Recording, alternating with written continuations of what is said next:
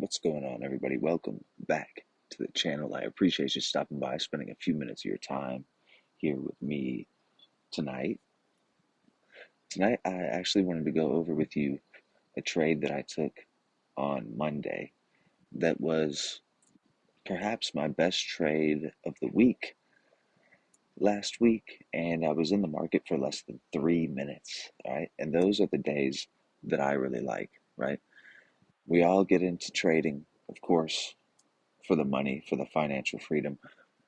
But a lot of us would also like to free up our schedule, you know what I mean? To work a 4 hour work week or whatever, you know what I'm saying?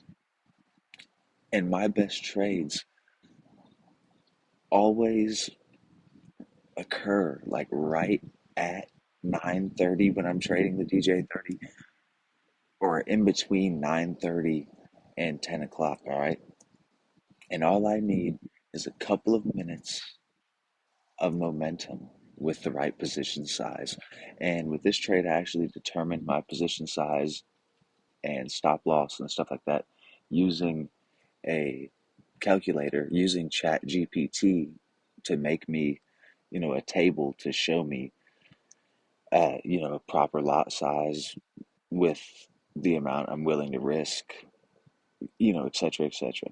So we know from studying Stacy Burke's work that the market does three things. Okay, it's either going to break out, pull back, and continue, like the template you can see I've outlined for you here on the chart, right?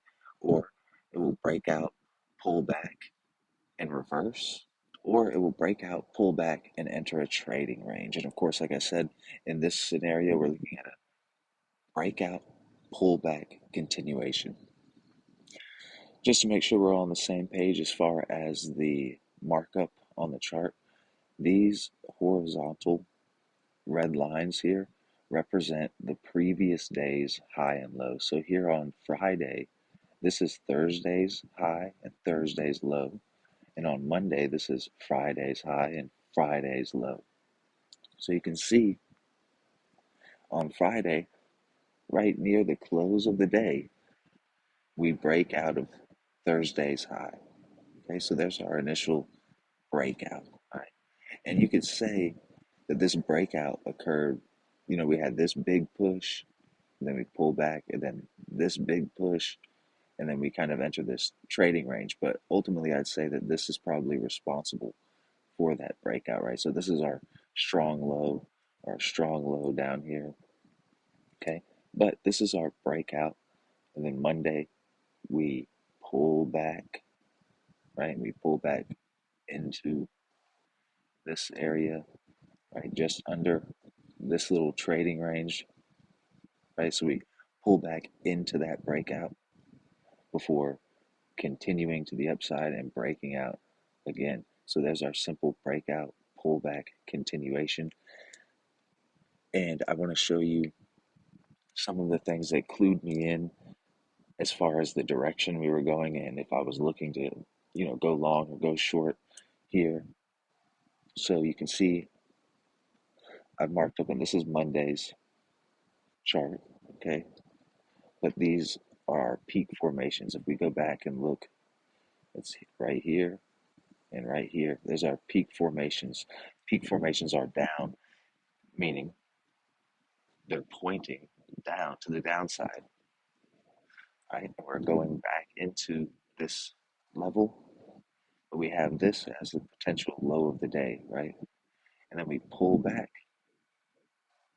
into that low of the day, reject, and this is before the session. Here's 9:30, this yellow dashed line. Okay, that's 9:30. So we pull back into that low, reject, and go where? This yellow dotted line, the horizontal yellow dotted line, represents Friday's closing price. So we pull back, go right up here to closing price.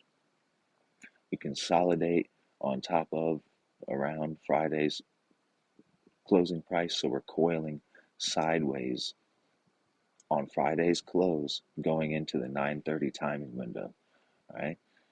Which is where I got into this market. Okay, you can see if we zoom in here, our 9:30 candle was this bearish candle. So, and then 9:30 pulls back a little bit. And then as soon as we engulfed the body of that 9:30 candle, I decided to enter this market with a 30 pip stop loss. Remember, on the DJ30 on US indexes, a move like this is going to get you paid with the right size. You know what I mean?